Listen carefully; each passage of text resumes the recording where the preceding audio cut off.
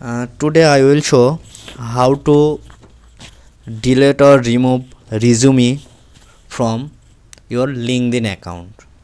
So it is very simple tricks. So first of all, you need to log in your LinkedIn account and then click your profile icon.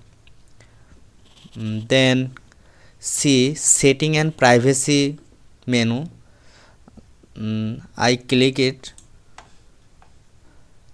and you see some of setting your LinkedIn profile.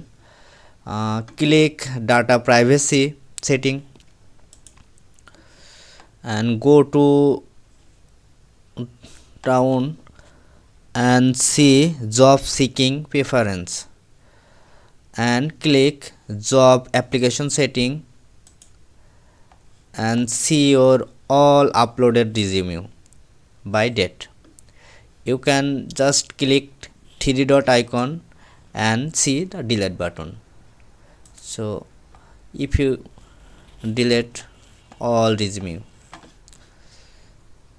Thank you so much to see my video.